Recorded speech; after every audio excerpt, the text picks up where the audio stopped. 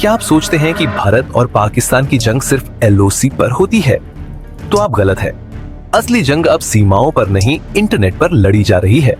Hackers, digital spies और fake news के जरिए दोनों देश एक दूसरे पर हमला कर रहे हैं और 2025 में ये साइबर वॉर एक खतरनाक मोड पर पहुंच चुकी है। लेकिन ये जंग कैसे शुरू हुई? कौन कौन शामिल है?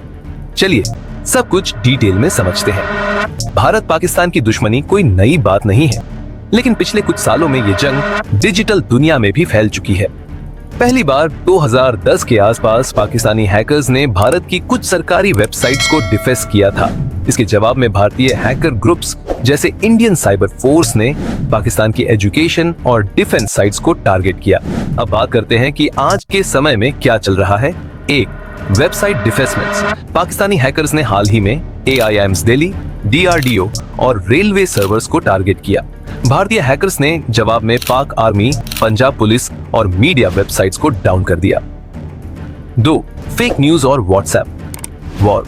व्हाट्सएप और टेलीग्राम पर पाकिस्तान से फेक न्यूज कैंपेन चलाए जा रहे हैं, जैसे कि भारत में सांप्रदायिक तनाव फैलाने वाली क्लिप्स जिनका मकसद है आंतरिक अस्थिरता। 3, डेटा ब्रीचेस। 2024 के अंत में एक बड़ी खबर आई थी कि पाकिस्तान ने UIDAI से जुड़ी डेटा चोरी की कोशिश की थी। हालांकि सरकार ने इससे इनकार किया, लेकिन कई साइबर रिसर्चर्स ने इसकी पुष्टि की थी। भारत की ओर से काम करता है CERT-in, Indian computer emergency response team.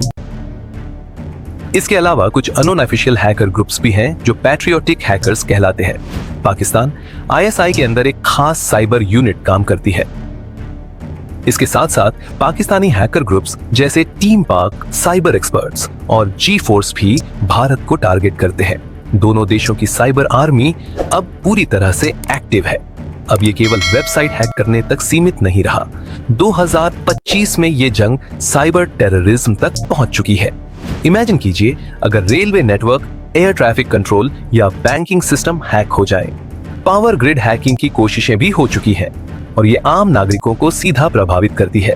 सिर्फ रक्षा मंत्रालय नहीं, अब तो आम लोगों की data privacy, banking, health records तक खतरे में है। भारत सरकार ने कुछ ठोस कदम उठाए हैं। साइबर सिक्योरिटी पॉलिसी 2025 लागू की गई है। राष्ट्रीय cyber coordination centre NCCC active किया गया है। इसके अलावा भारत अब AI और क्वांटम साइबर डिफेंस में भी इन्वेस्ट कर रहा है। लेकिन सवाल ये है, क्या ये सब पर्याप्त है? धीरे धीरे ये एक तरफा बदले की जंग बन गई और अब 2025 में ये पूरा साइबर वॉरफेयर ऑपरेशन बन चुका है। असल खतरा है इग्नोरेंस और अवेयरनेस की कमी। भारत में आज भी बहुत सारे लोग फेक न्यूज, स्पैम लिंक और फिशिंग से आसानी से फंस जाते हैं। अगर जनता सावधान नहीं होगी तो सरकार अकेले इस जंग को नहीं जीत सकती। इंडो पाक की ये डिजिटल जंग अब केवल सेना की बात नहीं है, ये हर भारतीय नागरिक की जंग है, जहां आपका एक गलत क्लिक दुश्मन को फायदा पहुंचा सकता है।